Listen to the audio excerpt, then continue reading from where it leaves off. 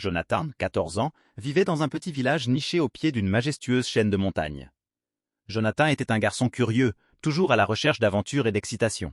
La forêt était remplie d'arbres immenses, et des bûcherons ainsi que des forestiers travaillaient dur chaque jour pour maintenir cet écosystème sauvage en parfait état. Quand Jonathan abattit cet arbre, il fit une découverte choquante, mais avant de commencer, appuyez sur le bouton j'aime, et assurez-vous de vous abonner si ce n'est pas déjà fait, et d'activer la cloche pour ne manquer aucune nouvelle histoire. Les vieux arbres étaient coupés pour laisser place à de nouveaux, et le bois récolté servait à construire des maisons dans la ville où vivait Jonathan. C'était un écosystème délicat, et Jonathan voulait vraiment en faire partie. C'est pourquoi, chaque jour, ce garçon essayait d'aider les forestiers à protéger ses bois. Il apprit à utiliser une hache et devint assez fort pour son âge et sa taille. Sous supervision, il pouvait même parfois utiliser une petite tronçonneuse. Un jour, lorsqu'il tomba sur un arbre malade, il décida de l'abattre. Les vieux arbres malades laissent place à de nouveaux plus vigoureux. C'étaient les règles. L'arbre était immense. L'arbre était vieux et fatigué et semblait prêt à s'effondrer à tout moment. Cet arbre devait avoir bien plus de 1000 ans. Jonathan prit une profonde inspiration et leva sa hache, l'abattant de toutes ses forces. Il sentit la lame s'enfoncer dans le tronc et entendit le bois se fendre. Il continua, frappant encore et encore jusqu'à créer une entaille assez grande pour faire tomber l'arbre dans la direction qu'il souhaitait. Il a probablement des milliers d'années, pensa Jonathan, le garçon qui fit une découverte extraordinaire ce jour-là. Lorsqu'il parvint finalement, après des heures de travail, à abattre l'arbre, il découvrit un grand trou dans la souche. Il n'avait jamais rien vu de tel. L'espace était sombre et humide, et il dut utiliser sa lampe torche pour avancer. La chambre à l'intérieur de l'arbre était remplie d'étranges symboles gravés dans le bois. Jonathan pouvait voir de grandes échardes sortant des parois pointées vers lui, ainsi qu'une odeur musquée qui ne provenait clairement pas du vieux bois de l'arbre lui-même. Il dirigea sa lampe vers l'intérieur et tomba face à une paire d'yeux brillants qui le fixaient. Ses yeux avaient une lueur froide et impitoyable. Jonathan ne parvenait pas à distinguer la créature à laquelle ils appartenaient. Tant de questions envahirent son esprit, des questions qui avaient besoin de réponses. Incapable de résoudre ce mystère seul, il décida qu'il avait besoin d'aide, et le jeune aventurier savait exactement à qui s'adresser. Jonathan se tourna vers l'unique homme qu'il savait prêt à l'aider et à le croire. Il s'appelait Blake. C'était un ancien bûcheron qui connaissait très bien ses bois. Il avait arrêté de travailler parce que son dos l'avait lâché quelques années plus tôt, mais son amour pour cet endroit et ses arbres n'avait jamais disparu. Blake était aussi un vieil ami de la famille et avait emmené Jonathan dans de nombreuses aventures lorsqu'il était petit. En fait, c'était Blake qui lui avait offert sa toute première hache et lui avait appris à bien la manier. Jonathan se rendit donc à la cabane de Blake, nichée dans une clairière au cœur de la forêt. Il frappa à la porte et après quelques instants, elle s'ouvrit en grinçant. Blake avait l'air plus vieux que dans ses souvenirs, mais son regard brillait encore d'un éclat malicieux. « Que fais-tu ici ?» demanda-t-il, sa voix rude mais accueillante. Jonathan s'expliqua la situation à Blake, lui racontant les étranges symboles, les os et les yeux brillants qu'il avait vus à l'intérieur de cet arbre malade. Blake écouta attentivement, hochant la tête. L'histoire devenait difficile à croire à la fin, mais elle éveilla tout de même la curiosité de Blake. « J'ai entendu parler de choses étranges dans ces bois, dit-il enfin, mais jamais rien de tel. Il faut qu'on regarde ça de plus près. » Le cœur de Jonathan fit un bond d'excitation. Les deux retournèrent à l'arbre abattu et Jonathan retira rapidement les planches de l'entrée. Blake éclaira l'intérieur, examinant les symboles gravés. « On dirait des symboles anciens, dit-il. Je n'ai jamais vu ça. » Jonathan ressentit une vague d'excitation et d'émerveillement. Soudain, ils entendirent un bruissement. Ils se figèrent, leur cœur battant à tout rompre. Blake s'avança dans le tronc, lampe levée. En se rapprochant, il constata que les yeux brillants étaient toujours là au fond. Mais contrairement à Jonathan, il se précipita.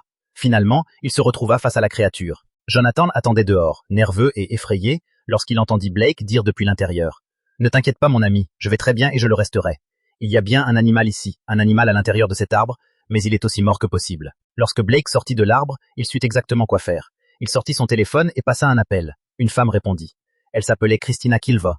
C'était une anthropologue biologique, ce qui signifiait qu'elle avait une grande connaissance de tout ce qui concernait la biomasse et les sciences naturelles, et cela était indispensable ici. Elle et Blake avaient travaillé ensemble des années auparavant, lorsqu'ils avaient découvert une colonie de souris en danger dans un camp de bûcherons. Le lendemain, Christina arriva près de l'arbre. Elle déballa son matériel et commença à gratter soigneusement le sable autour de l'objet. « C'est miraculeux », leur dit-elle en regardant Jonathan et Blake. Kililgerv travailla plus de 2 mois pour dégager entièrement les débris et le sable, et enfin son diagnostic était complet. Elle apparut sur des chaînes de télévision internationales pour raconter son histoire, expliquant une bonne fois pour toutes ce qui avait été trouvé ce jour-là, et croyez-moi, c'était incroyable. Christina Kilve déclara que dans un arbre du territoire de la forêt du sud de Géorgie, une découverte incroyable avait été faite 2 mois plus tôt, le corps entièrement préservé d'un chien vieux de plus de 700 ans. Il était encore en excellent état, et Kilgovogerv savait même à qui ce chien avait appartenu autrefois et comment il s'était retrouvé dans cet arbre. Le chien datait d'une époque où Colomb n'avait même pas encore atteint l'Amérique. Il avait été momifié, et des gravures à l'intérieur de l'arbre formaient une sorte de tombeau. On y avait même trouvé des os humains, indiquant un rituel de passage vers l'au-delà. Ce chien devait être très important, dit-elle, probablement l'animal préféré d'un grand roi. Le chien ne pouvait pas être retiré sans endommager la momie, alors Christina, Jonathan et Blake décidèrent de préserver l'arbre et le corps tel quel. Christina Kilgrave expliqua que le bois et les huiles à l'intérieur de l'arbre avaient créé un habitat parfait pour la momie du chien. Mais que faire maintenant de cet animal célèbre? Les avis étaient partagés. Beaucoup pensaient qu'il devait être enterré et recevoir une sépulture finale. D'autres souhaitaient qu'il devienne une pièce maîtresse dans un grand musée dédié à la culture amérindienne. Pour l'instant, il avait une belle place au musée du Waycross Georgia Southern Forest World Museum. Le musée recevait désormais plus de 10 fois plus de visiteurs qu'avant, ce qui était compréhensible en voyant leur nouvelle pièce vedette. Le chien était appelé Stocky par les habitants, un nom lié à l'endroit où ce chien célèbre avait vécu durant tant d'années. Et cela ne changerait probablement pas de sitôt. Quant au garçon qui avait trouvé Stocky, il restait humble et loin des projecteurs. Il était simplement heureux que Stocky ait été découvert.